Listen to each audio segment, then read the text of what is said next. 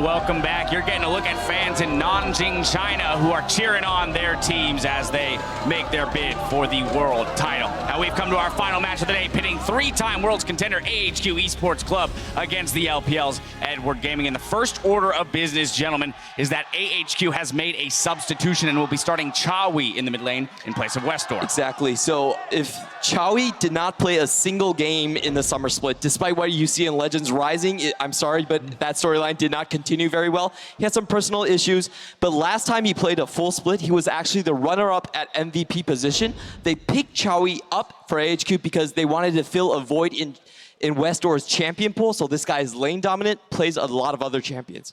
Yeah, we were actually looking at his solo queue account just before we started today, and he had a lot of like Syndra, Aurelion Sol in there, who obviously is disabled right now, but Syndra is obviously here. Cassiopeia was being played. A lot of these picks that we see a lot of in the meta, where Westor is more, you know, either the TF or the Malzahar, some of these picks that we maybe don't see so often here at Worlds yet. So I actually think this is a good change, and honestly, it's built around Westor losing his lane too often, and when you play against EDG, you can't lose the mid lane, because that means suddenly you have mid laner roaming to the bottom lane with clear love, and then you have a 4-5-man party down there, and it doesn't work. Filling in some of those holes for champions. Like, and these two teams, though, are two teams that are very familiar with each other. So my question to you, Spawn, what can you tell us about the relationship between these two organizations? Well, I can tell you that when AHQ was struggling during their recent split going into the Gauntlet run, it was actually Aaron, the head coach of the organization of Edward Gaming, you know, that went over there, helped them through some of their difficulties. They are very thankful of that in the past. EDG has also stayed at AHQ's gaming house. AHQ stayed at EDG's gaming house. There's relatively low distance between the two teams, so they scrim each other a lot. So I'd say, as far as like close teams go, these are two of the closest teams in the world. Yeah, exactly. And AHQ really looks up to RNG as their older, EDG as their older brother, and looked up to them in their macro game, which has improved a lot this year. I was interviewing Westor yesterday after their win against A2K. I asked him, hey, how are you going to beat your older brother? And he said, mouse.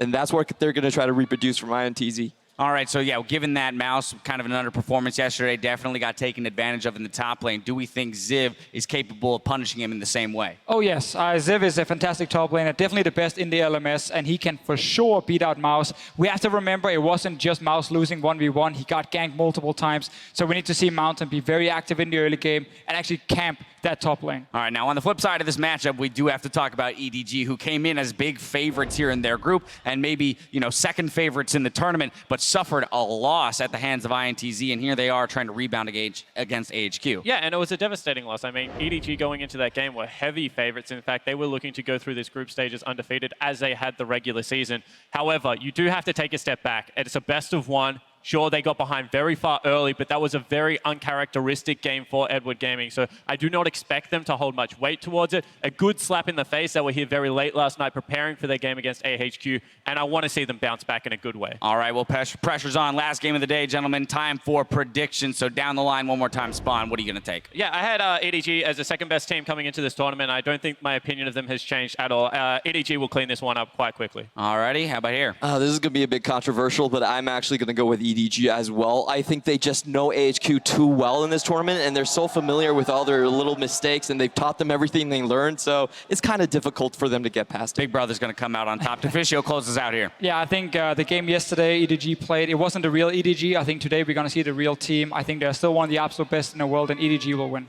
All right, redemption for China is on the docket according to the analysts, and with those predictions, it's time to see this one play out on Summoner's Rift. Take it away, gentlemen.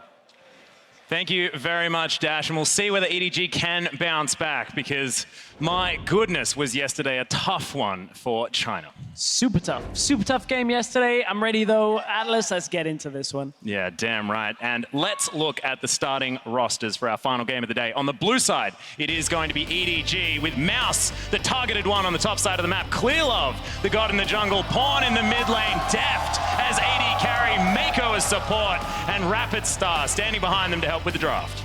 You know, you heard the analyst desk. These two teams know each other very well. We'll see if it's enough. On the red side, it is AHQ Esports Club. In the top lane, Ziv.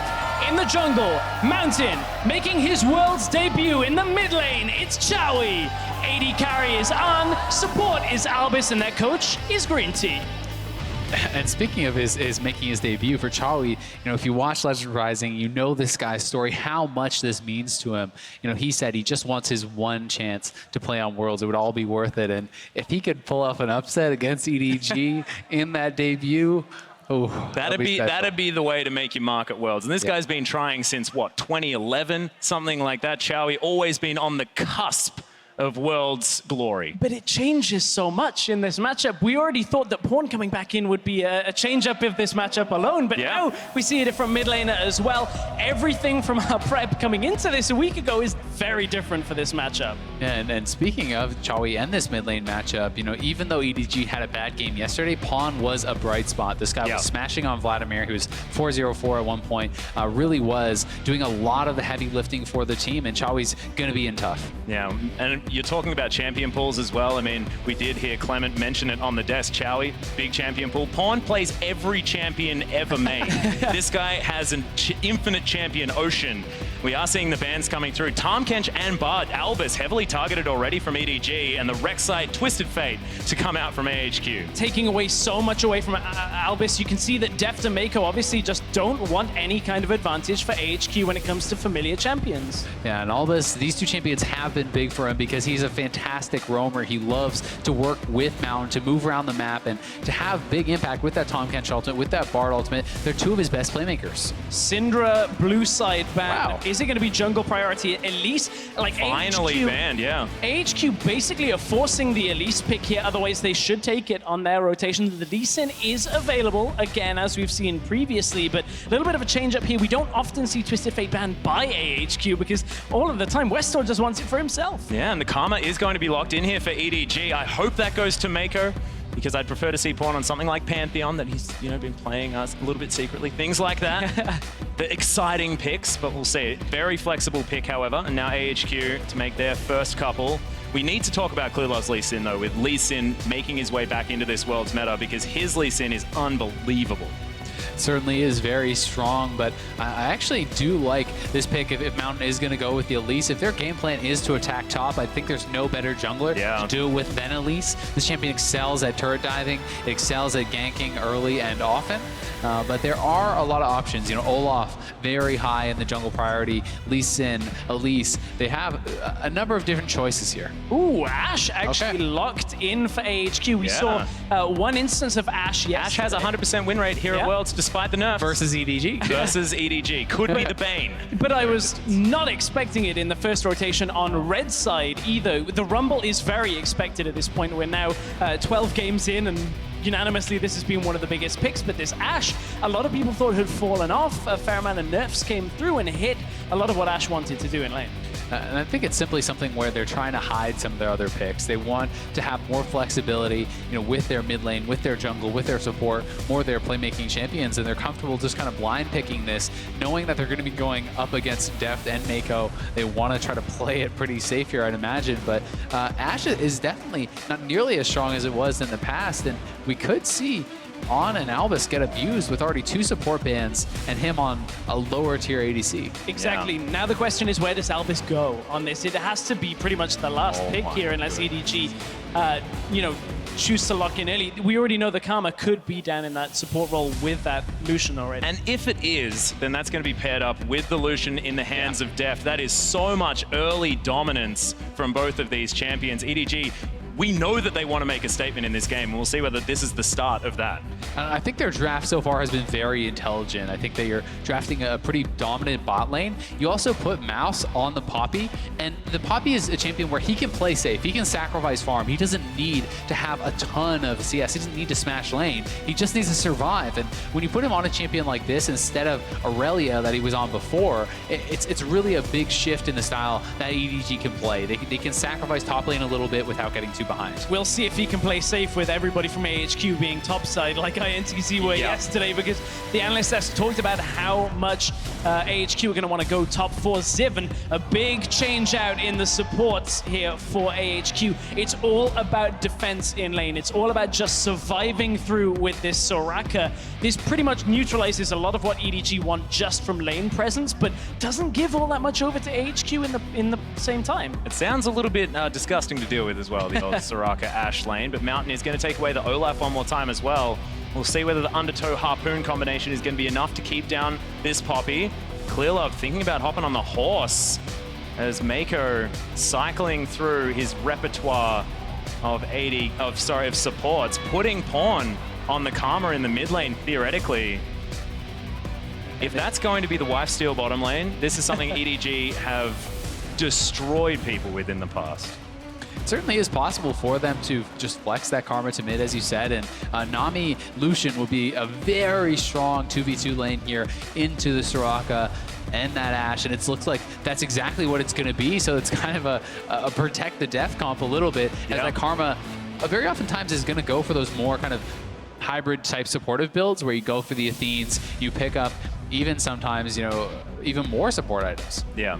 I'm interested now, guys. We're about to find out. Chawi, his first professional game in 6 months, and he has counterpick for mid lane on red side, but it's against Karma. So you can't really pick too many things that are going to dominate that lane. But what does Chawi want? We heard the analyst desk talking about how big his champion pool is. We know he's been practicing a lot. You can look at his profile, even see the Blanc coming in there just from solo queue games. So he does have a wealth of champions. Yeah, and a lot of it is going to come down to how good of a pick he really has in his pocket against the Karma, which is pretty passive. And to me, a lot of this draft is really going to come down to shutting down Death, because he's so much of their damage. And if they have some way to actually roam and shut him down, wow, okay. Speaking of utility there on the mid lane, the Zillion is going to be locked in for Chawi. That paired up with Soraka has to be one of the most annoying combinations League of Legends has to offer. It's certainly very annoying, and it works really well in conjunction with the Olaf. You have the speed up. Yeah. This guy just flies in on your back line and can be very, very scary to deal with, because champions like Nami, super squishy. Yes, he has the protection from the Karma, but still, you can get in the back line, you can be sped up, you have that ultimate as well, but it's going to be tough. Yeah, I like the long range sort of engage with the Enchanted Crystal Arrow, as well as the follow-up with the Equalizer as well that AHQ do have. Then the double bombs can come in on top of that. We'll see whether AHQ can layer all this, because it's an interesting team composition. We haven't seen these 5 champions laid out together for a long time. Yeah, the very unorthodox composition, but EDG on the other side, not such the case. You got the Hecker in for the engage, fairly straightforward. Poppy can provide, of course, a little bit of crowd control, some disengage. Coaches shake hands. This is a highly anticipated matchup here between EDG and AHQ, and it's our last one of the day. Yeah, it most certainly is. And one last time today, hop on Twitter and send us the hashtag EDGWin or the hashtag AHQWin to @LOL Esports, and we'll see who you're backing and let you know during the game. But my goodness, once again, it's a Hecarim. I mean, I'm going to try not to get triggered. Seeing Hecarims is a scary thing for me, because he did fall out of favor a little bit and didn't quite win as many games over in the LPL. But Clearlove, of course, an outstanding jungler, and we saw MLXG do ridiculous things on it yesterday. Yeah, and Hecarim has just been so popular in the LPL all season long, and I think that it does work well with those speed ups that you have from the Karma. You have this really kind of strong front line too, with the Mouse, with Clearlove flying in, looking for those flanks, and it's really going to be a lot about the team fighting and how much faith they're putting in Deft here to carry, because they can protect him, and he is going to be the one to put out a lot of the damage. And once again, now he's on this early game powerhouse of the Lucian. We know what this champion's capable of, and can he get off to that start that EDG really, really want from him? And can Mouse neutralize this lane against the Rumble on the Poppy, because it was so heavily targeted yesterday? And I've got to say, I think he can. I just don't see, you know, Mountain on this Olaf and Ziv on the Rumble as super lane down, as super heavy ganking champions. Unless Mouse is playing too aggressive, unless he's playing far up, he's not really going to be super susceptible to these ganks. That's a lot about the top side. If you want to check out more about the bottom side, you can see it Mako versus Albus. You can check that over out on the player experience streams, but we're here in the whole game. We've got Deft Mako, they spot the ward, and they get the kill. First CS going for EDG as Arn gets the volley onto Deft. Mako. Here's Pawn. Yeah, in goes Pawn. That's the flash already. The Ignite's down. Arn, will they flash for it? One more auto attack was there, but they needed a few more. Not getting greedier. EDG is Deft, just playing with the turret range. Oh my goodness. They got something to prove today. This basically just won EDG the laning phase. Like, they pushed them back at level 1 to the point where Ann has to flash. The exhaust is gone, and Albus is stuck around on low health. But Mako's in trouble. Yeah, flash. There's a big flash, and there's the Undertow Mountain. Looking for Mako. There's, of course, no flash here. Pawn, does he have to take everyone, as this is taking some time. Another ebb and flow. Def down there. Doom. There's the hands down. Albus has to run. What the heck was that? Mako, you should be dead. Flat out, you should be dead. Mountain ran out of mana. He had no more axes to throw, it looked like there. They just didn't have the damage to finish off Mako, and this is massive for EDG as back goes Mountain into the jungle. No leash. Clearlove's already level 2, working his way down to the bot side. The most ridiculous start to a game we've had so far here at Worlds. There is one advantage that comes out for AHQ, and it's a minimal one, in that Chowie hit level 2 first from mid lane. He got the push, he was able to get level 2, punish his pawn slightly, but again, we spoke about this, it's a Karma lane. It's not the same kind of equivalent. Zilean isn't going to have full control over this, so it's a minimal lead at best. Yeah, and on the other side of the rift, of course, Clearlove has just had free reign of his jungle, still just charging around, clearing out as many camps as possible. 12-6 now in comparison to Mountain. So this Hecarim, the weak early game that you expect from this champion, most certainly not there and not going to be punished here by AHQ. Deft goes forward. Yeah, big combo there. Def does find the Q. Arndt still okay as Albus is able to heal him back up. Clearlove's actually pinging around here. They may be looking to go on Chowie if he does move a little bit too far forward. Yeah, look at that Ghost cooldown because Clearlove will be popping that if they want to go for this kill. He, Whoop, whoop, whoop, whoop, whoop, whoop. Here they go. There it is, the Ghost has been popped. There's a flash by Pawn. They do want to get it. Clearlove knocks him back. Chowie is dead and Pawn gets first blood. Beautiful play there by Pawn. He flashes forward with the tether immediately. So even though Chowie reactively flashed, he could not get out of range of the tether. They lock him down, and Clearlove knocks him back in for an easy first blood. Welcome to the World Championships. Chowie gets first blooded for AHQ, couldn't stay alive. He didn't have a lot of options in his defense. That's fair. I was going to say he actually had put 2 points in Q, which is fairly standard for Zilean players, which means he had no hope. Despite having the flash available, couldn't maneuver away fast enough as soon as it comes up. There was no real one. So well played. He knew that Chowie would flash away. He speeds himself up, is right on top of him. So even though Chowie flashed away, he could not get out of range of the tether. And once he's locked in for that, Clearlove pushes him back in with his E. And just so well coordinated there, but you have to say, top lane looking pretty rough already. Again, he's not fit. Arndt's in trouble, destroyed as Def grabs another one, and Clearlove, this guy, here to prove that yesterday is something that we should just not be talking about at all. Easy play onto the flashless Ashe in the bottom lane. Clearlove is making his mark on this game so quickly, and at this point, EDG may even be looking to run away with this very early on. Yeah, and I mean, I take back everything I said about Hecarim not being an early game jungler. That's 2 successful ganks, didn't look too bad. We have to keep in mind, though, AHQ is actually winning out in farm very heavily in top side and in the mid lane, even despite that first blood. So this is not that massive of a gold lead just yet. There is a reason for that in the middle lane, and that's that Chowie expended his teleport, whereas Pawn did not off that trade in the middle lane. So Pawn just kind of recalled, bought up, ran back to lane. So he's okay sacrificing some of that CS difference in order to become involved in fights. Maybe he'll be able to bail out Mouse if he ends up in a tough situation here. An has come up to the top side. A kind of a delayed lane swap coming out from AHQ from being so far behind. We've seen this after the first back timings from AD carries in winning top lane matchups, but AHQ, they haven't got enough pace here to take the tower. That was very close, the undertow steal, as Clearlove looking to try and defend for his top lane. Is AHQ well and truly committed to this lane swap? And I mean, Ziv needs to get down to the bot side because otherwise they're just going to give up this turn. He gets stopped again, I guess, decides to cancel that base, but it's going to be able to give Deft a lot of free time on the bot side, and they're moving 5 top. They want to commit to this. Yeah, Charlie wants to take that one down. Mountain here clearing out the pink ward that was put down. Mouse and Clearlove get themselves to safety. As you can see, Mako and Deft already at work trying to take down that turret. It's a race for first blood turret. It's going to AHQ. Yeah, it's going to AHQ, and this is actually going to even out that gold almost completely.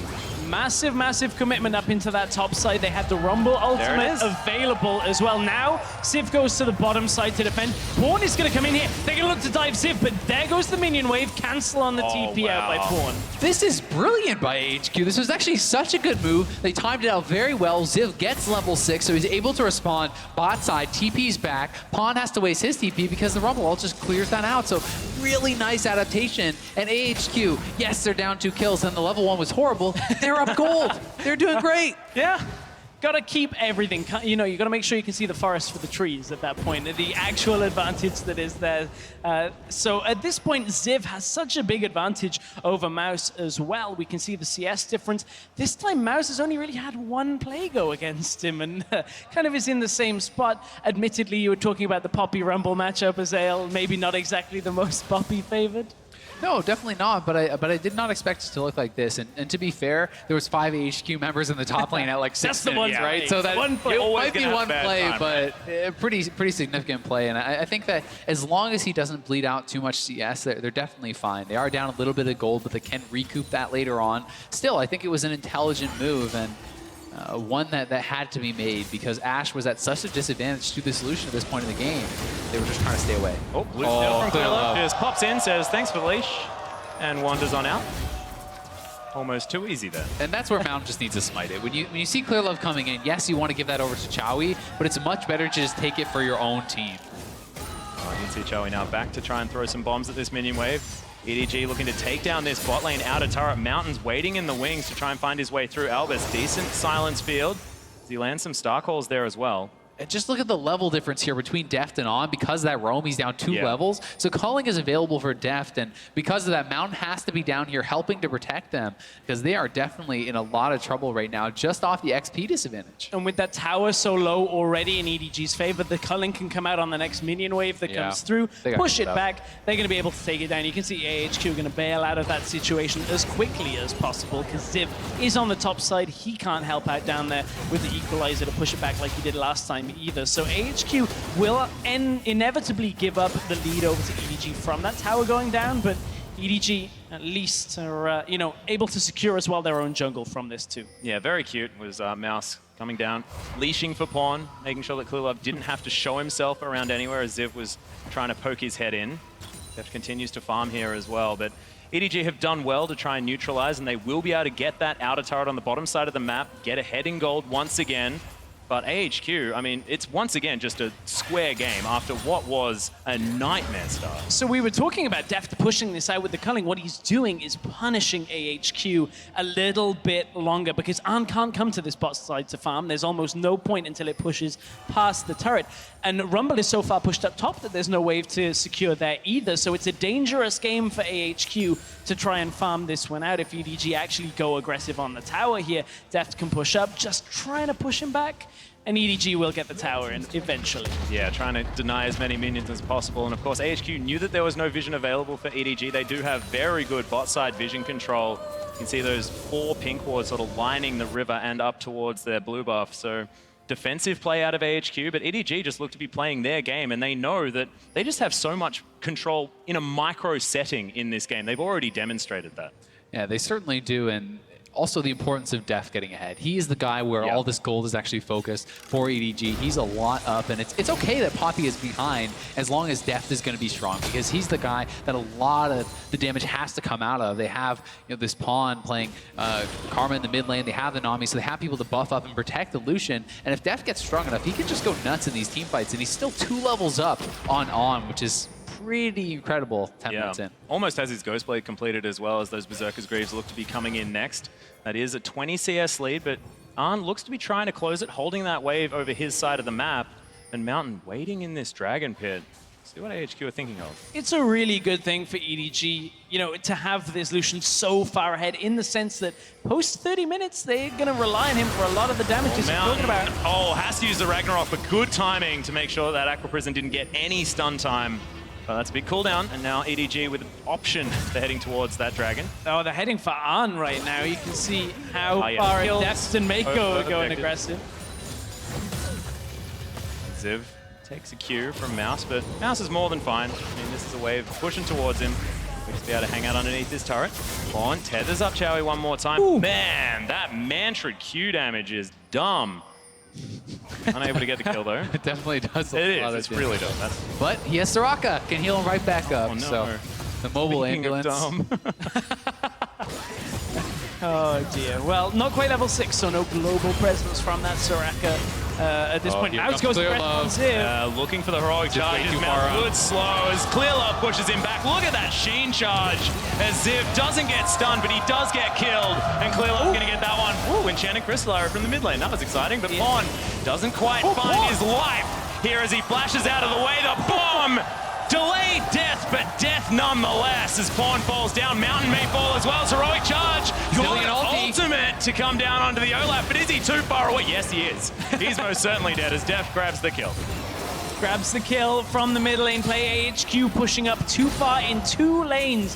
Ziv had been so far pushed up for the last 4 minutes or so in this game, constantly pushing on that top side, trying to just get everything that he can in the form of map control, but it was too far up without the right vision control. He wasn't able to back away despite, you know, Mao's kind of going aggressive a little early. Clearlove just charges in, gets himself into the fray, and then mid lane AHQ, Mountain overextends as well. Yeah, the thing I do like about this situation is the fact that it's Clearlove getting ahead as well, and we know that Hecarim's, ever since he's been a top laner, is a carry champion. He's building the Trinity Force. He's going to get to that spike earlier than normal, and Clearlove is a player that's used to getting gold. If he can get it, he's more than happy to transition that into advantages. So Mouse not necessarily farming all that well, or Pawn being behind, isn't a problem, because Clearlove and Deft are able to take over this game. This team has always been multifaceted in how they manage to transition gold from whatever they get in the early game. Yeah, and then nice little freeze kind of set up here by Deft. He's just trying to starve as much farm away from On as he can because this Ashe is already behind and is going to be working towards that Essence Reaver. When he just has those components and Deft has that Ghost Blade, he's so much stronger at this point. So Flaunting it on the bottom side of the map right now.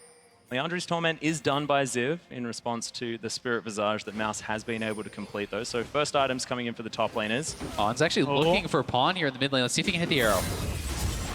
There It goes! Got him. The Inspire's there for the shield, but look at the bomb damage. The silence field from Albus as well. I mean, there was no flash, but he's definitely not getting out of that one. And that's exactly what you need to do as On in this situation. He can't match up against the Deft, but he's a playmaking AD carry. Goes mid lane, gets a second kill onto Pawn. Really well done. Beautiful, you know, balancing of the crowd control there, gets the silence at the end of it as well, just to be able to make sure Pawn can't get himself away, can't survive for long enough. So AHQ, good playmaking from the middle lane. Bot lane was shoved up in response from EDG, which now An is going to go over and absorb for himself. But look at that CS difference.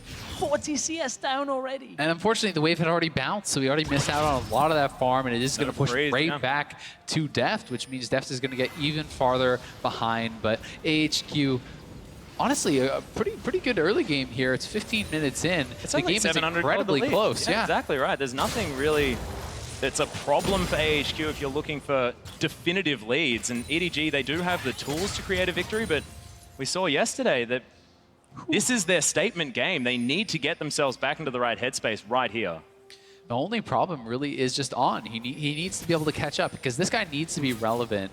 I don't think that the Rumble and the Olaf later in the game are going to be able to take down Deft very easily with the protection that he has from Nami, the shields from Pawn and Mouse even. So he has a lot of peel, and if they don't have high physical damage coming in from On as well, I'm not sure that they're going to be able to deal well with Deft in the team fighting stage. Going to be real tough. Yeah, and having to deal with Clearlove at the same time as well, the helicopter horse flying in over the top. Well, it is amazing at this point. I guess it's not, Certainly is. unfortunately, not at this World Championship, but for AHQ, they are looking with a drone, just gets it over there. Counts it in, Deft throws out the culling like you were talking about before, deals with that minion wave. Tycaller's Blessing helps out as well, as Mountain is hanging around but can't really break anything open. Chowi's roaming down, or at least was starting to, but was spotted on a ward. Top side, though, Clearlove goes aggressive into the enemy jungle as well, pushing Ziv back. But AHQ, heavy focus on this bottom lane tower. They know exactly what they want. Down to half health already, as Deft and Mako still thinking about trying to get something done. Mountain tanks up a couple of the turret shots. I mean, Mouse is almost here as well, so they could look to try to have a fight. Speaking of Mouse, he really has kind of kept pretty close as far as the CS lead. Yes, it is 20 plus, but it's not a devastating lead. It's not like anything like what happened yesterday for them. So he has kind of done his job. He's in a bit of a rough matchup. He's playing a defensive champion, and he's going to be more than strong enough to be relevant in these team fights. He just wants to be a linebacker, right? So Poppy is always going to do Poppy things no matter what you do. So Mouse, thankfully, not too worried. We saw Darshan do a very similar thing day one in the first game. That Poppy was fantastic, and we'll see whether Mouse is going to be able to live up to that. Don't remind me. Sorry, Day one, I want out of my memory. AHQ, though, going to grab that first dragon of the game, and we'll be able to have that working for them. It's going to be really nice, especially for a champion like Soraka, who can stand super far back and sometimes avoid getting hit by those enemy champions. Keep that regen coming, especially it's extra nice for Soraka because you're spending both health and mana all the time, so you're able to kind of double dip on that dragon. Yeah, one thing I do like about EDG's composition, I guess, against Albus on this Soraka is the fact that they have heaps of commit. Like, if they want to go in, they are going to go in, and they ain't coming out until they've killed everyone or died. So with Poppy and the Hecarim there, we'll see whether that's going to be enough to nullify all of that staying power that Soraka provides. Lilov's going to grab the Rift Herald buff then. Not one we often see, but obviously will charge up and give him that extra damage that he's going to want. Chinese thing as well. I mean, giving the Rift Herald over to the jungler is something that RNG is definitely proponent of. I was going to say, typically MLXG just goes no mine a third of the time. Most things, I think. To most things around the map. Well, I guess Uzi's the one going mine with all the support, with all the gold on that team. But at this point, AHQ wants to say mine to all of the territory around the river, but EDG are there, taking control of it. There's 3 pink wards, good surround around that top side, keeping Deft safe. Yeah, exactly. They're setting up such good vision control on this top side. Definitely makes it a scary world out there for AHQ. As On's just trying his best to wave clear. He knows he has no business in a straight-up fight at this point against Lucian, so he's really relegated to wave clear duty. But we are going to see Mountain and Chawi cheating up towards that top side a little bit, and we'll see if they can clear out some of this vision. Yeah, they're right on top of all of that vision On's as well. coming down too, though. Yeah, exactly right. We've got to collapse. As you know, the speed coming out of Clearlove is something that they really have to stay aware of because he can cover so much distance, especially with Inspire help out of Pawn. Clears out those minion waves. You can see it's a Merc Treads coming out of the Karma. I like that because he doesn't have cleanse. He's getting arrows to the head. Just wants to stay a little safer with that arrow flying across the map. And from what was a game that started with a trade at level 1 with everybody blowing summoners, we have slowed down a little on the pacing here. AHQ have been making perhaps the smarter moves when you look at the objective plays that they've made, the few kills that have happened since from that arrow setup, and you know, a couple of the plays onto the dragon as well. So AHQ favor this slower pace. We saw that in their series against the Flash Wolves. We've seen it multiple times out of AHQ. Really creative as well, like out of what they decided to do in order to deal with EDG's strength. And LMS as a region is generally pretty happy playing it slow, but ooh, with Dalty there. Yeah, not a great one as Mouse just moves casually to the side. Mountain and Ziv say, I hope they weren't watching. And it's not really the best feeling when you're Rumble, who you put all this emphasis on getting ahead, is actually starting to lose out on these trades against the Poppy, and that's the stage that we have kind of gotten to. And at this point, you can see the topside Deft hasn't been able to get too much more. I mean, if we're, you know, shouting out about something, there's a 10 CS lead that's been closed, or at least by 10. It's now only 30 in the 80 carry, so more small victories. Yeah, well, every closing of the gap is a good one, Stress. But Trinity Force is done for Clearlove, so that is a big deal. Big power spike for the Hecarim. Oh, dear. Barmy Cinder done for Mouse as well, building towards his Sunfire Cape. Cheeky little cloth armor there as well, augmenting what he already had. You can see Pawn, looks like he's going towards the Rylai's Crystal Scepter, just all, unless it's a Death Cap. I would guess a Death Cap. Death Cap so second on the Karma is just very so used common. to Morellonomicon Rylai's. Just you see those items, you're like, yep, this is an easy one. Yeah, and it's just something that works very well with the supportive style because it's buffing up your shields, and the pure AP that you're getting from that is really, really strong. That's part of the strength of this mid lane Karma because the shields are just absolutely massive. You have high amounts of CDR, and it allows a champion like Deft on this Lucian to be even more aggressive and more agile than he would otherwise be. But at the same time as Hale, it's not pure utility. It's not the Ardent Sensor build that we've seen, which is just, I don't want to do anything in this game. This is Pawn saying, I want a little more damage from Accuse as well, trying to get anything that he can. So EDG certainly wanting to get more damage, different sources coming out here, but They haven't got too much in the last few minutes. Still farming up, still keeping themselves ahead in CS when it comes to the AD carry, but they're behind in the other lanes. Oh, there's another attack from Mouse, trying to throw down with Ziv. Nice overpowers. Arrow. Mako just sidesteps it, utilizing his passive for the extra movement speed. Nicely done. Really nicely done there by Mako, avoiding what probably would have been a sure death on that squishy Nami. But both these teams, obviously, with a lot of confidence moving forward in this game, no one feeling any pressure, any rush to try to get into these team fights, to try to force anything. And they're both really confident. They're controlling vision, and that's mostly what this is a battle of at this point. Moving up your ward lines, denying your opponent's vision, and trying to look for these picks, especially for AHQ on Wet Essence Reaver. He's going to be building into quite a bit of CDR, and he's going to be looking for these picks. Oh, he's going to eat a culling as well as the flash, heal, and run towards Albus. The ambulance eventually coming gets in. there, but Mountain's burning down. In goes Clearlove. The exhaust is there. Mountain dies. Death grabs the kill, and EDG turn it on. EDG pull the trigger, they see an opportunity, and Def pounces on. He forces him back, the TP comes in, they're gonna get a turret, a couple kills, and will they look towards Baron? It looks like they might just go straight forward and try to at least bait here. No, they want to go for it, TP coming in. Mouse is gonna be here, the Baron has been started. EDG, very famous for this, do like to go for the very early Barons, but Chowie, he knows exactly what's going on. Ziv's making his way over. Equalizer could be huge at the 22-minute mark, but this Baron's falling lower and lower. Aqua Prison goes wide. Good placement on the equalizer. There's the man. Oh my goodness, the ultimate gets Chowie out of there. Can they actually secure it? And they do. Clearlove grabs the Baron, and now they're looking to get themselves out. EDG, decisive play. Mouse tanks himself up the arrow, but Murph treads and a flash will get him out of there. Chowie, he's so aggressive, but he can't find it.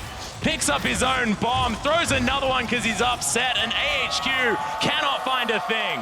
Just beautiful by EDG. They all stay alive, all are able to escape as a team, and they pick up the Baron, which is going to be massive for them in taking out some of these extra turrets. I was about to draw comparisons between this game and H2K versus AHQ, where there was no pressure coming out from AHQ's opponents, but AHQ now are able to take the retreat here, but the Baron buff is on EDG. They make the explosive play up in the top lane, all from that culling, and EDG are in full control. Yeah, Rumble ulti is down. Some of the key ultimates are missing for AHQ, so I don't know if they even dare to try to defend this turret. EDG is pushing very aggressively here. They can't get very close to this turret as well. They know the range that EDG have if they do want to pull the trigger, the speed that Clearlove can come at them with. And EDG now own this bottom side jungle. It looks like they were just warming up for 20 minutes. Now they take a Baron and take over the game. Yeah, they're just going to go right around the horn, now down to the bot lane. They had the minion waves prep, going to be able to pick up a couple turrets here, and really such an explosion of gold. Compare the items on the AD carries here. Death is going to be a monster. And we were right, Azael. It was Aurelia's Crystal Scepter that Pawn picked up, so we should have committed to it. Unfortunately, we didn't. But still there. At least we mentioned the option. But now EDG moving themselves forward. Deft relentlessly pursues into an undertow, which ain't great. EDG are not about to sit back, and that is a struggle for AHQ. They do have the ultimates available, but not if they whiff. Could be a go button. Both bombs are down here as well. Mouse soaks up one of them. One thing going for AHQ, top lane is building up a very big wave and is going to be pushing towards them. Looks like EDG is content with what they've gotten, at least so far. Will move back, pick up the dragon. Yeah, grab themselves that dragon. We'll see who EDG sends to the top lane to soak up that minion wave. You can see Mouse has actually pulled himself back in this matchup as well. Now, Pawn throwing out more poke onto Ziv. Has to get out of the Mantrid section of that queue. Mountain looking to go in. Yeah, can he actually get the flank is the question though, as Clearlove Mountain just facing off 1v1. Another culling is deft. Gets all of the shields, all of the heals from that ebb and flow as well out of Mako. Clearlove trying to bait AHQ in with a bit of flair there. Again, EDG just keeping the pressure up with this Baron buff. Mouse winds up the hammer, but gets silenced. Going down. The equalizer. Mountain finds his way back in. Mako's the focus as Mountain will go down. Shot down comes in onto Deft, and now EDG have to run away. The speed up from Pawn, but can Ziv get the slowdown? Ash ult is coming back up. They could look to chase this if they can close the gap, but doesn't look like it. Mountain wants to go. He speeds up. Clearlove. He was trying to empower recall. There's the arrow. Clearlove. Buddy. The max range undertow. Clearlove still pretty fast. The undertow is skirted by Clearlove. The last one can't find deserve to live there, buddy. That was so well played by AHQ, though. Watch them. They pull the trigger here. The silence field goes down. Beautiful Rumble ulti. Deft way too far up there. Everyone pounces. Ziv flashes forward onto him. Total commitment to take down the ED carry, as they know that it's the linchpin of the EDG squad. And the second phase of this may not have resulted in further kills for AHQ, but it's pushing EDG so far back, burning the time on that Baron buff. You saw Clearlove trying to take a risky recall, ends up getting caught by Mountain. EDG now have had their Baron buff expired, and we're back into a phase where EDG are going to have to look to make a play if they want to try and close this one out. The gap is not too far between EDG and AHQ right now that they can just look to close it out in a linear fashion. Yeah, and the thing is as well is that you might look at this and say AHQ weren't able to pick anything up off the back of that, but you have to remember the momentum that EDG had moving into that. Of course, the Baron buff was going to expire anyway, but now as well, EDG know that they cannot make a greedy play like that one on the bottom side of the map. And AHQ, they only lost one turret to that Baron, so that was honestly really well done. Even just defending those objectives very aggressively, knowing their limits. Very impressive stuff from AHQ, and Zilean is really going to be strong with this composition, with the speed ups, with that revive, and Mouse. EDG's Mouse pretty far up. In a lot of trouble. That flash was so well placed. His equalizer maybe a little bit too early, as now EDG looking for more pressure in the mid lane. Chowie gets culled. But Deft can't find him with the last few bullets. Mountain, wants to find something, but doesn't get the undertow. EDG just getting shields out of everywhere, on mostly, as Arn getting some damage back, but AHQ stifle the aggression. It's very difficult, though, for EDG to break the 4-man pack from AHQ. And if Ziv is there, it's even more difficult to break the 5-man, because that equalizer will cut EDG off. Without the right engage from Clearlove, either from the side or Mao's getting the right disengage with the hammer, gonna be a tough one. Yeah, EDG is just really struggling to siege here because Lucian's low range, and even with that protection, yes, you land some poke great from the Karma, but then we have a Soraka to heal that right back up with the Ocean Dragon, and they have such good wave clear from Mount, from Ziv, from On. Like really all across the board, these are fantastic wave clear champions for their position, so they're doing such a good job stalling it out, and it just feels like EDG is getting a little bit impatient. Deft getting too aggressive in the bot lane there, moving forward, and that's something that AHQ is always going to try to capitalize on. And while right now On is significantly far behind Deft, you cannot overlook that difference. It is going to kind of tilt away from EDG when it comes to the AD carry differences, because On should get a lot of farm. This build Deft is going for, the Black Lever build, isn't a particularly strong late game build against tanks, and there's a lot of regenerative healing coming out from Albus as well. So if Deft falls like we saw earlier, there's going to be a lack of damage coming out from EDG. And I'd also say, yes, he is still far ahead, but at this point in the game, proportionally, he's not nearly as ahead as he was in the early game. Yes, he's up 1,000 gold or a little bit over that, but it's not the end of the world here, because On is getting to a point where he's getting pretty relevant. He's picked up his second item, has the Hurricane finally, which is going to mean he's going to get a lot of CDR from that Essence Reaver, and he's working towards his third item. Deft is obviously stronger at this point in the game, but On is playing and embracing a supportive role, and he's doing it well. And that's the bit we can't overlook. The engages that are coming out from On as well. Hasn't it been 100%, but you miss every arrow you don't shoot out. Exactly right. Certainly has hit a couple that have been real pivotal. So for On, it's actually been a pretty solid performance considering how the laning phase went. And a lot of it comes down to where EDG are picking fights as well. I mean, if they pick a fight in a corridor, it doesn't matter how far behind Arn is, because Deft will get killed. If he's trying to do damage, he's going to be caught by either a double bomb, stand in an equalizer, something like that. AHQ have so many tools in these tight choke points. EDG need to start respecting it. They definitely do, but at the same time, one bad engage here by AHQ, and Deft will be able to tear them apart because he has so much support from his team. And it's really a delicate balance here, which is leading me to believe that a lot of the game may end up being decided around Baron, because EDG is just struggling to actually finish this out. There's the ultimate as Ziv has to flash himself out. The ult comes in from Clearlove, and Ziv gets healed. Oh my goodness, can they turn this one around? The Wish really turning it on its head. EDG transition it into an inner turret, but they can't get the kill. Finally cracked that tower. Keep in mind, that was the tower that EDG were trying to push with the Baron buff. They made the play onto Dragon while holding Pawn up in the bot lane, trying to hold the tower with the Baroned up minions for a long time, nearly 6 minutes ago. There are a lot of oceans this game. Finally get it, yeah, exactly. Just Third one coming in. Now going to take it down, EDG. Take that one up. Elder Dragon is going to be the next one, so not going to see anything but ocean this time around. well, EDG, if they do get the Elder, are going to regen after fight so incredibly quickly with 2 plus the Elder. But speaking of regeneration, or at least like kind of getting yourself back into the swing of things, Chowi hasn't looked out of place here from AHQ. No. Considering this is his first professional game in 6 months against China's #1. Credit to him on this performance.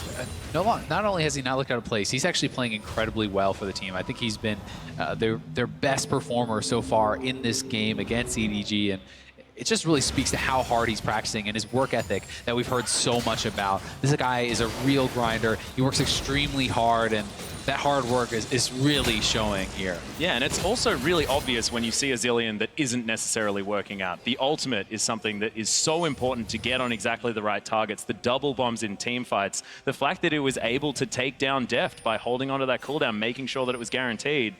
Really looking fantastic for Chowi. Yeah, he's been on point with his ultimates, and it's also, with this build the Deft is going, especially now because he's picked up a Hex Drinker, even more kind of defensive, it can be very tough to take down someone like Olaf, but Ziv's in trouble. Yeah, one more time. Clearlove and Mouse, the Death Squad, are going to be able to take it, and the Equalizer doesn't do anything. Mako is going to be the trade in the mid lane. Now on, yeah, you hit the arrow and then it's fine. But look at what they've sacrificed bottom side. The distance here that they've got to run, AHQ will have to come back to the bot lane, which means they can't actually capitalize. It's a trade 1-for-1 on the kills. AHQ don't get any objectives from it, and EDG will be okay with that for now. Yeah, Clearlove manning the jungle here on the bottom side as well. As you can see, Mouse is standing on top of a ward, but he's going to be fine. And here is On setting up for that arrow, nails it. Would have loved to get Deft there, was very close to it, but will take the secondary prize of Mako. So close, and honestly, I'm glad to see Anne just firing out those arrows when it is necessary. We see so many Ashe players just sit back and hold the ult and just go, oh, well, we could use it, but do we really want to trade for 1 kill?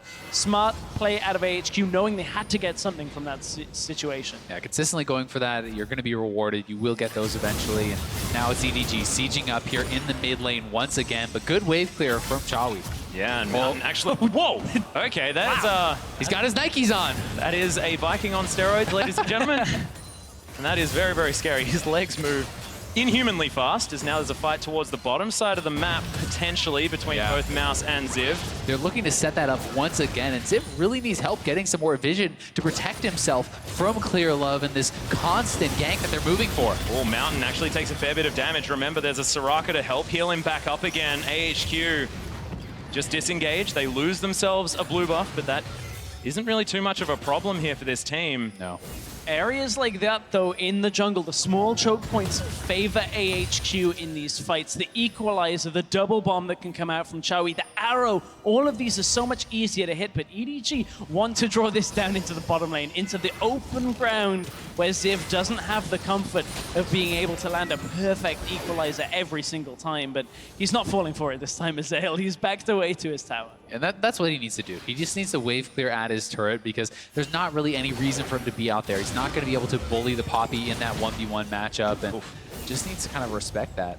Well, Mountain trying to clear out vision. Pink Ward will go, though. Deft and Mako secure themselves that. Ziv hanging around, does, of course, have the equalizer back up. Enchanted Crystal Arrow back up as well.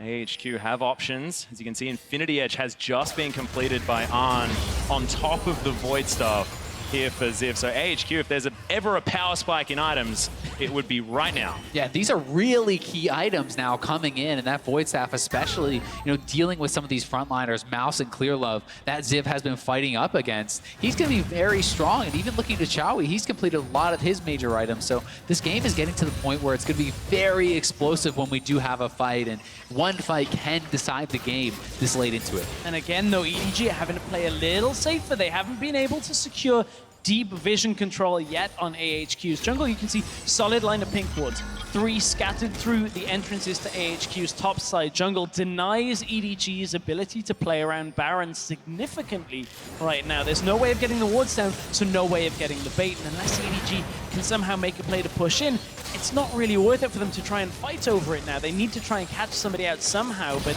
the tools just aren't there without going all in.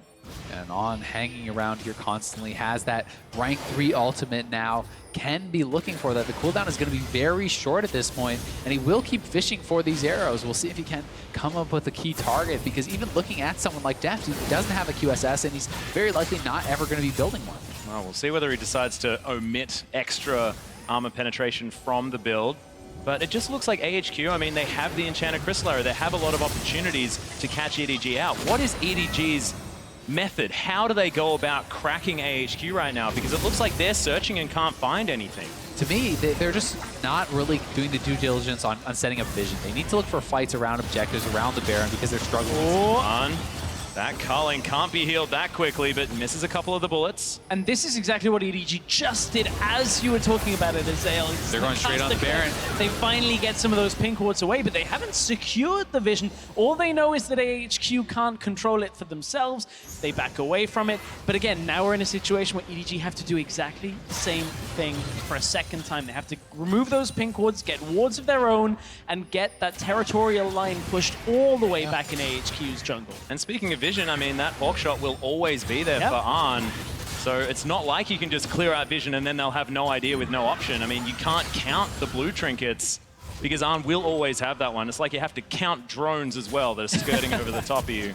Yeah, you certainly do. But with the Elder Dragon spawning, this does open up a secondary major objective, right? You can split the map. There can be trades. And obviously, On is worried about that, shooting over his E, checking out, making sure that that Elder was not being taken. And there's the last Whisper picked up as well. So Arn very strong on this Ashe, despite being 100 CS down. I was going to say, very rarely does somebody who's getting Flame Horizon have impact in a game. Generally not the case. Very close to it. Hasn't ticked over 100. I've been keeping my eyes on it, trying to just see when it goes. But still, with the engage, with the vision control, it's enough to slow EDG down, and then not able to capitalize. Arrow comes out again. Yeah, Pawn's going to sidestep. The immediate culling in response. R buttons exchanged as Deft going very far forward, but does dodge all of the abilities.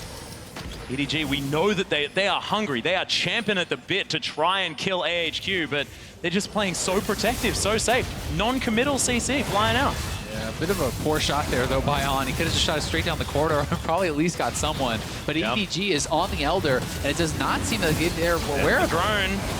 3,000 health now. Yeah, this is just going to go down. The Baron is looking to be traded, but can they actually kill it in time is the question. No, this is way too dangerous, especially with the Elder buff on their opponents. If they take a fight now, it could be devastating for them. The HQ needs to avoid a fight at this point.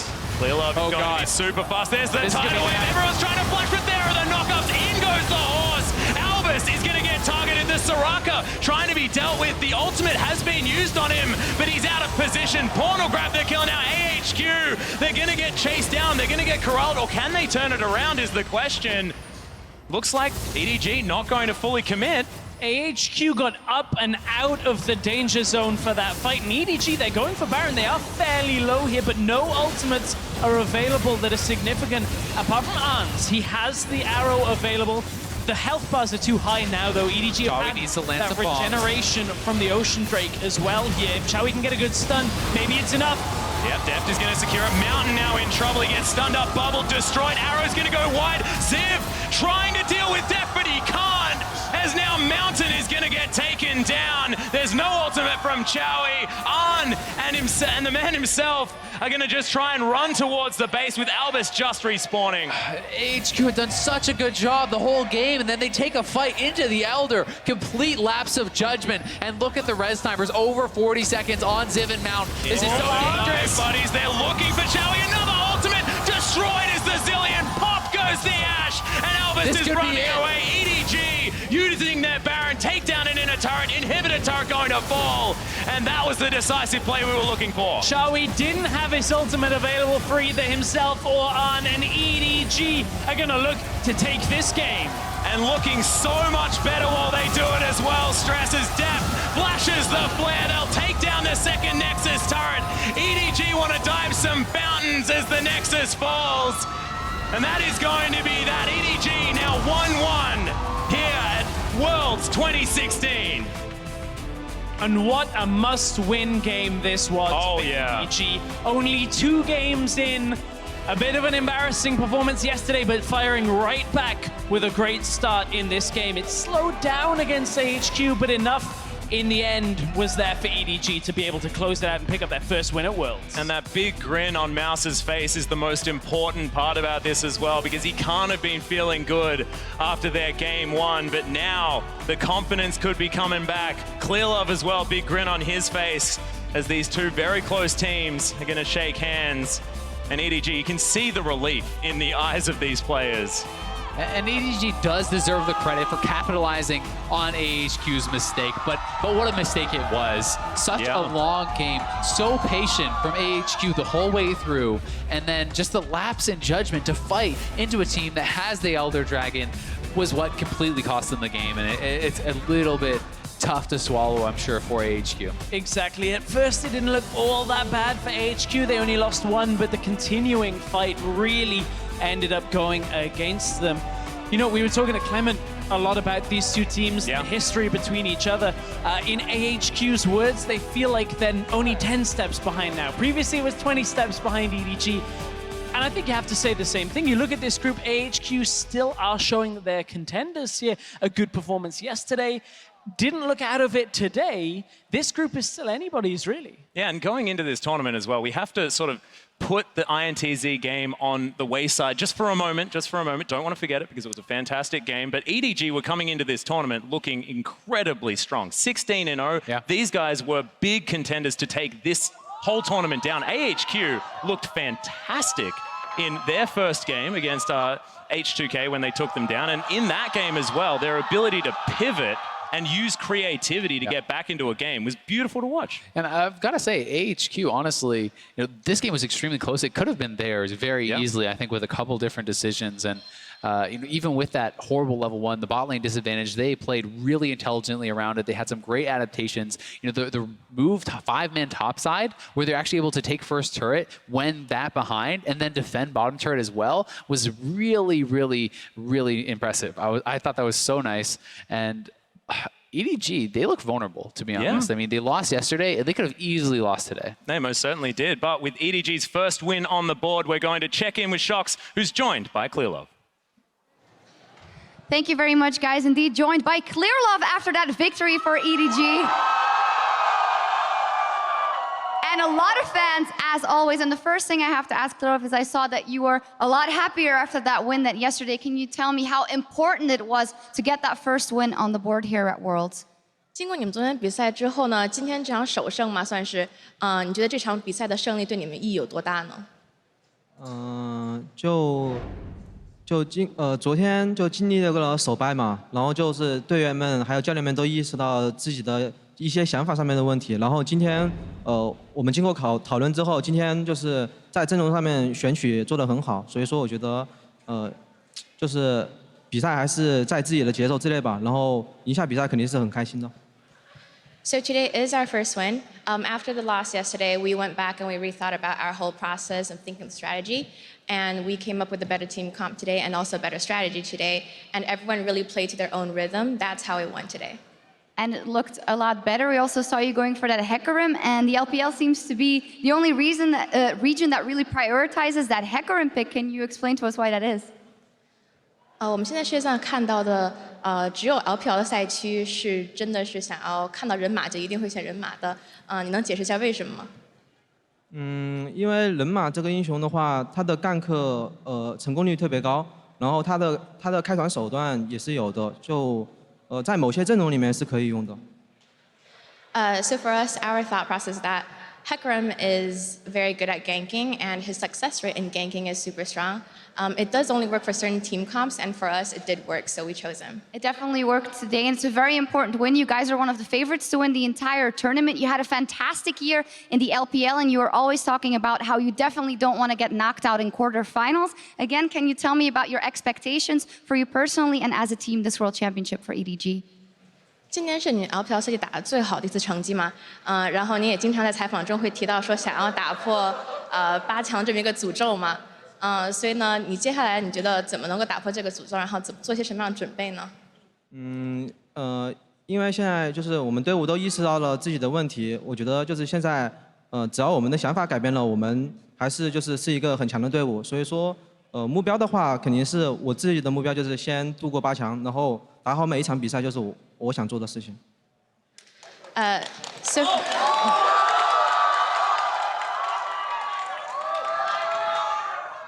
So for us, our main goal right now is to definitely go past quarterfinals this time. I do think that we are a very strong team. We realize we had some problems, so we're trying to fix those problems and do as best as we can.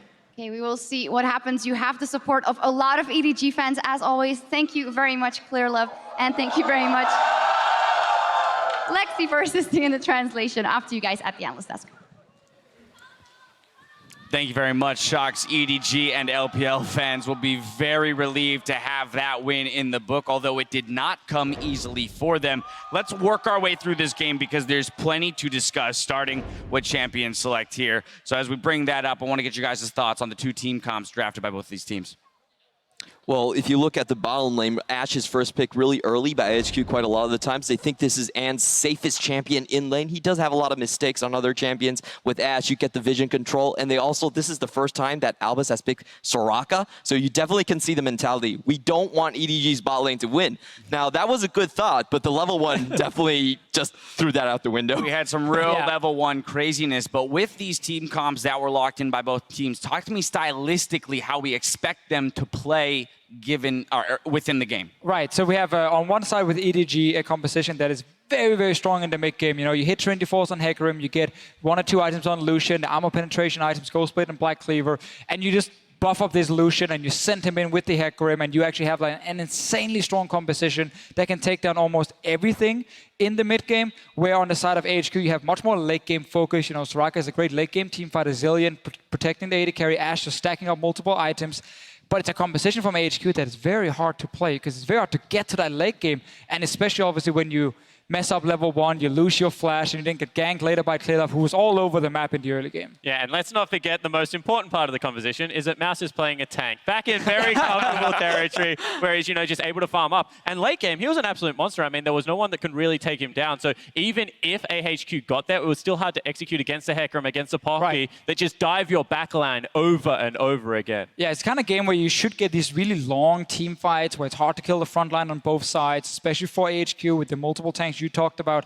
But I really like to see these kind of comps where so many surprises appear. You know, Ashe first rotation is crazy for most people. Soraka is being played against Zillion for Chowie because it really shows that the meta is not locked yet. It's been a lot of patches. You know, we're very early into this tournament, and it seems like some teams are locked on 1 or 2 picks for each role. I like to see there's multiple ones, especially also down in support where we have like 10 viable picks. Now we talk about this early game strength for EDG, and of course we saw a couple successful early games from Clearlove, definitely pushing them ahead a bit, but it was 22 minutes into the game when they really found themselves a footing here with a kill in the top lane plus a Baron spawn. Walk me through this one a little bit. Yeah, and EDG had been pressuring so incredibly well, but you felt that the timer was starting to run out. So Deft opens up, forces them out. And after they've forced one member out, it's just a big go button. Teleports come in, Hecarim's diving the backline, and Mountain gets burned down. Albus is so concerned with running away, doesn't even press his R button there. So this was impressive out of EDG. Not because just they execute and how far they go, but the willingness to take Baron afterwards. This is such a ballsy call to all-in commit at this stage of the game, but they kind of had to do it to open up that mid-game for themselves. Yeah, we'll see the contest here from AHQ come in. Ziv going to throw down the equalizer. I almost would have liked to have seen him be a little bit more gutsy here and walk himself into the Baron pit. Yeah, I definitely, but we got to give credit to Mako here and his ulti. Tidal Wave's over actually stops 2 members, the Rumble being one of them, for entering the Baron pit. And also, Mousy, a good ulti, knocking Chowie away, so that's kind of the safety net. When you do charge into the pit, you get the ulti from Zillion. That was gone. So EDG under pressure here really executed well. 2 ultis used as defensive tools so you can finish the Baron. And this is what I do want to give Mouse credit for. He's a very poor laner, and he does fall down time and time again. Credit for that one? No, but in teamfight situations, he does his role. There's a reason that EDG was able to go 16-0. I'm not saying he's a great player, but don't expect him to get solo killed 5 times every single game because he can play teamfights to quite a high level, and they like that about the top laner. That's why they swapped him out for Koro, who's a better laner, but his team fights got very, very sloppy, and that's why they lost against RNG. Let's not forget here, though, that with those early kills that went to Clearlove and that kind of advantage that they were creating for themselves in the bot lane, AHQ reacted phenomenally in their play around the map to pull off that lane swap and really run EDG around the map. Yeah, exactly. This is what AHQ has been improving on this entire year. Last year, they were just a team that went in and bullfighted all the time. This year, they're actually really smart on the macro play, and you can tell what the difference that Chowie makes in the mid lane. They're able to prolong games, get to the late game better, able to wave clear better, and I think this is a team that, for me, has a lot of mental fortitude. That's something I really like about them. They're never afraid to make fights. They're never afraid to take picks, and they're always looking at how they can get back into the game. They're real fighters. Yeah, and I want to see more Chowie in the mid lane because I actually think they looked better early to mid with him because he was a much better laner than Westor. He didn't fall behind. Yes, okay, he died to one gank, but he had a CS advantage already. Mid game wise, his Zillion was good. A lot of double bombs coming, actually creating a few picks, as you talked about, you know, near the tower, which gave them a bit of a, not an advantage, but at least slowed down EDG. So I actually think he played better than Westor did yesterday, and I want to see more Chowie. And were it not for that Baron, I really do think that it could have been a very different game for AHQ. I mean, we saw it just a few minutes later, a small stumble by EDG. We've got to call this one into question. 25-30 into the game. Deficio, walk me through the mechanics of this as EDG is attempting to siege the inner turret bot lane. Yeah, we're only looking at depth in this team fight here, because after Mouse got interrupted, what you need to look at now is how Mouse wants to leave the fight, but Def then says, you know what, I'm going to step in and hit this tower. And that is a massive mistake because you can see Mountain on your left with the red arrow here. He's already in a good position to flank, and Def is the main damage dealer. So when he steps forward and gets caught here by the members of AHQ and the Equalizer, he's now not really able to do anything because now we pause it again, and you can see how Def is making so many mistakes. One, he's now dashing in with a Zillion bomb on his head near multiple members, and two, he can only really hit Mountain in this situation, and Mountain will get a Zillion ulti to help him. So now the main damage dealer of EDG stepped too far forward, got caught out and had to use 2 defensive dashes, and he could only hit the Olaf with the Zillion ulti. So your damage dealer is gone. That means you're going to lose the team fight, and it is very rare we see this from Deft. Yeah, it certainly is. I mean, Deft's positioning is normally what we credit him the most for as games go on. And it's an uncharacteristic mistake. However, you can understand with the amount of pressure on a single carry comp playing around a Karma that, you know, he felt like he had to step up and challenge. Maybe it was just Mouse not on the same page, but this definitely prolonged the game for so long. Answers were definitely a problem for everybody. But one thing I do want to credit EDG for is, you know, that game was prolonged, and they made another gutsy call. The Elder Drake is not something that we see played around at all, really, in professional League of Legends at this moment, with Baron alive, and they were able to swap their vision incredibly quickly and take 2 team fights off the back end of it that ultimately won them the game. Yeah, and I think the important thing is that they goaded AHQ to just go inside and get toasted in that red area over there. I'm overall, even though we went 2 games down, I'm pretty proud for the LMS. We showed a lot of macro game. We're the smallest of the 5 regions. No, I agree. I think at the end of the day, there were a lot of great things displayed from the AHQ squad, and we kind of identified a few key moments where the game could have completely flipped on its head. Yeah, and the reason we showed that replay was kind of to highlight where EDG is still making mistakes, because not only had they had a bit of a slow mid game until they got that Baron picked up, then they make a mistake right after, slows it down again for them. So they have to go really late into the game. You know, we get to 40 minutes before they get that Elder Drake and actually win the last team fight. And EDG in LPL, they've been this powerhouse who would like be super aggressive and really snowball games out of control very quickly. AHQ managed to actually stop that from happening.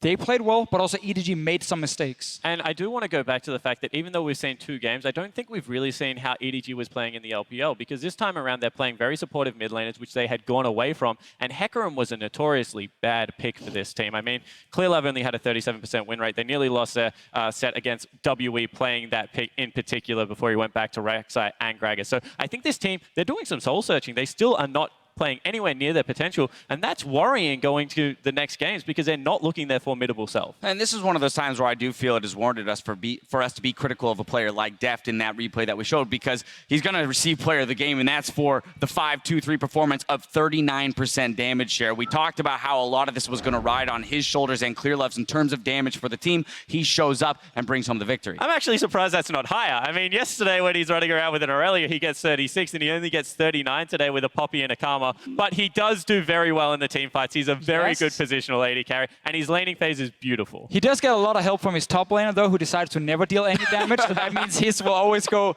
even higher, you know. Trying to say. Yeah, no, Uzi right now, he's a little bit jealous. He wants Lubo to do less, so he can actually get back up there as well. I love it. I love it. I love it. Well, with every team having made their debut here at Worlds 2016, let's take a look at how they all stack up. In Group A, CLG and Rox remain at the top. IMA and SKT both own a share of first place in Group B. Group C is tied all the way down the list, each team with a 1-1 record. RNG is out ahead of everyone in Group D. Now, tomorrow's schedule, there's still a lot of league to play out, though, and we'll pick up tomorrow with Group A when they get back on stage, starting with Counterlogic Gaming versus Albus Nox Luna. Then we'll see Korea's Best versus Europe's #1 squad, followed by Flash Wolves versus Cloud9. We'll be back on your browsers tomorrow evening at 4 p.m. Pacific, so do not be late. Now, though, it's time to dim the lights here at the Bill Graham Civic Auditorium. Stick around because Worlds Tonight is coming your way in just a few minutes to recap all of the day's action. For myself, the analyst desk, and everyone here covering the 2016 World Championship, thank you for joining us, and we'll see you tomorrow. This is what the crowd is hyped up for. They want to see a big win for C9, but it's the defending world champions. It's SK Telecom. I cannot wait for these two teams to do battle. Good flash from Stinky, gets his way out from under it. Bang though, looking to follow through, and Impact just can't do enough. Overheated and silent, bang with a double from the Ezreal. Meteor stacks it back in, but Faker lunges forward for the kill. W's going to be thrown down. Oh, they do kill him. And with 4 dead, SK Telecom will take down Cloud9. Elder Dragon low, might get the steals on. Maple dives in, he wants to fight it. Dragon steals it away as a voidless.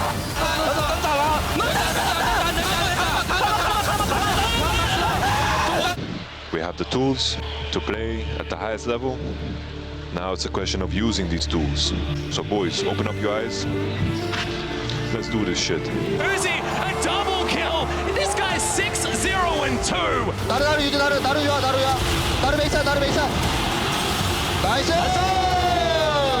So it's Garrett, can he do it again? Right to the Q. What up, over? They've got Q-Mate first blood. TSM ambition. Starts him over the wall. Ambition propels down to his death. 1, 2, 3. What the f? You guys went on? You guys suck. You guys went on 2. TSM gonna win their first game at Worlds. Here comes Revolta. Yeah, gets the knock up on Aria there as well. Flashes out of the way. Good tidal wave, but oh! Flashes it.